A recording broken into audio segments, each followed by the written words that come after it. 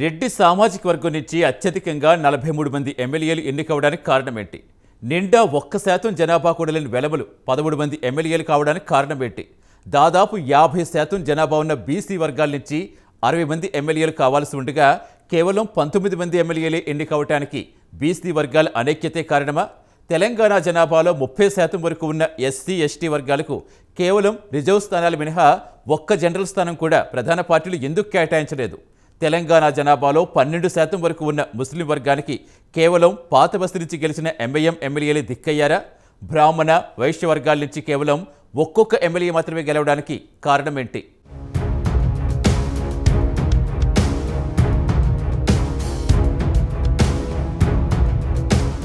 తెలంగాణ అసెంబ్లీలో మొత్తం 119 అసెంబ్లీ స్థానాలు ఉన్నాయి. కాగా తాజాగా జరిగిన అసెంబ్లీ ఎన్నికల్లో రెడ్డి సామాజిక వర్గానికి చెందినవారు 43 మంది ఎమ్మెల్యేలుగా ఎన్నికయ్యారు. వెలమల 13 మంది, కమ్మ వర్గం నుంచి 4, బ్రాహ్మణ వైశ్యుల నుంచి ఒక్కొక్కరు చొప్పున విజయం సాధించారు. వీరంతా కలిపి 62 మంది ఎమ్మెల్యేలు ఉన్నారు. దాంతో తెలంగాణ శాసనసభలో 52% మంది అగ్రవర్ణాల ఎమ్మెల్యేలే ప్రాతినిధ్యం వహించే పరిస్థితి నెలకొంది. ఇక బీసీ ఎమ్మెల్యేలు 19 మంది గెలుపొందారు. ఎస్సీ ఎమ్మెల్యేలు 19 మంది, ఎస్టీ ఎమ్మెల్యేలు 12 మంది గెలిచారు. ఇక ముస్లిం వర్గం నుంచి 7 మంది ఎమ్మెల్యేలు మాత్రమే గెలిచారు.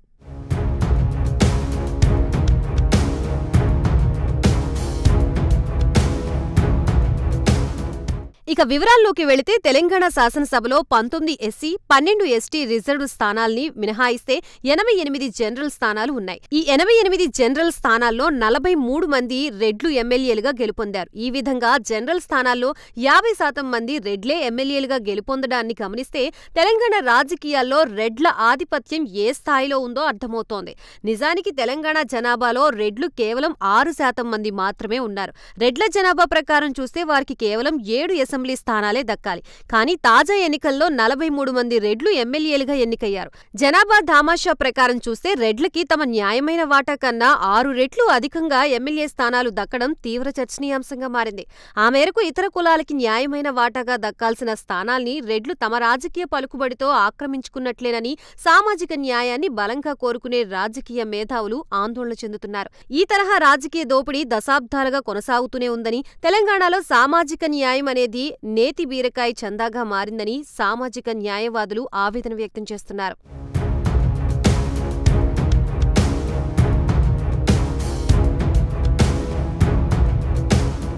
ఇక వెలమల విషయానికొస్తే తెలంగాణలో వారి జనాభా నిండా 1% కూడా ఉండదని రాజకీయ వర్గాలు అంచనా.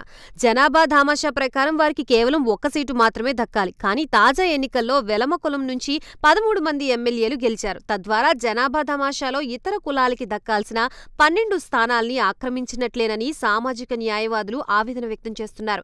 ఇదిలా ఉండగా కమ్మ వర్గం నుంచి 4 ఎమ్మెల్యేలు గెలుపొందారు. తెలంగాణలో కమ్మ కులం జనాభా సుమారుగా 3% వరకు ఉంటుందని అంచనా. జనాభా దామాషాలో కమ్మ కులానికి 4 స్థానాలు దక్కాల్సి ఉండగా తాజా ఎన్నికల్లోనూ 4 స్థానాలే దక్కడంతో తెలంగాణ శాసనసభలో కమ్మ కులం న్యాయమైన వాటా మాత్రమే పొందిందని చెప్పవచ్చు.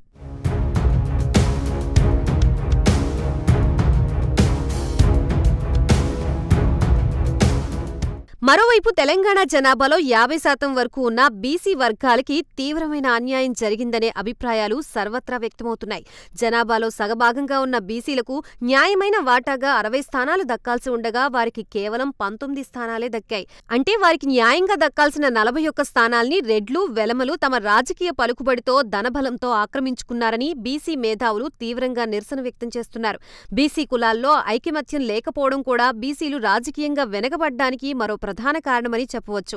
నిజానికి తెలంగాణలో ప్రధాన పార్టీగా మారిన బీజేపీ బీసీ అభ్యర్థిని ముఖ్యమంత్రిని చేస్తామని స్వయంగా ప్రధాని మోడీ హామీ ఇచ్చినా బీసీ వర్గాలు అంతగా పట్టించుకోకపోవడాన్ని చూస్తే బీసీలకు రాజ్యాధికారం మీద పెద్దగా ధ్యాస లేదనే భావించాలి.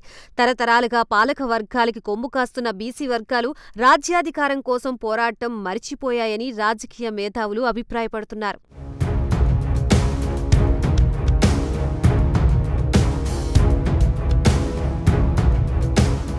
అలాగే బ్రాహ్మణులు, వైశ్యులు విషయానికొస్తే ఈ 2 వర్గాలు కలిపి తెలంగాణ జనాభాలో సుమారుగా 5% వరకు ఉంటారని అంచనా.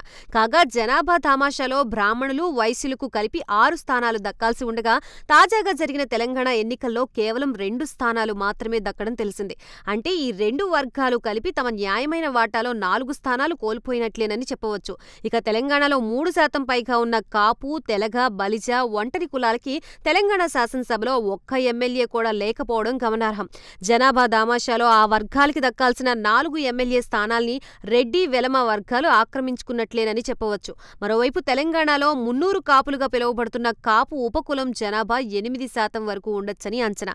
జనాభా దామాషా ప్రకారం 300 కాపులకు 10 స్థానాలు దక్కాల్సి ఉండగా కేవలం 3 స్థానాల్లోనే 300 కాపులు గెలవడం జరిగింది. దాంతో 300 కాపులు తమ న్యాయమైన వాటాలో 7 స్థానాల్ని కోల్పోయారని భావించవచ్చు.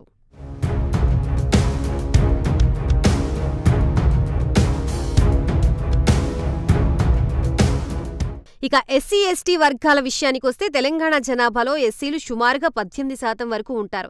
జనాభా దామాషాలో ఎస్సీలకి 22 స్థానాలు దక్కాల్సి ఉండగా వారికి 19 స్థానాలే దక్కాయి. అవి కూడా రాజ్యాంగం కల్పించిన రిజర్వేషన్ల పుణ్యమేనని చెప్పవచ్చు. ఇక ఎస్టీల విషయానికొస్తే తెలంగాణలో ఎస్టీల జనాభా 12% వరకు ఉంటుందని అంచనా.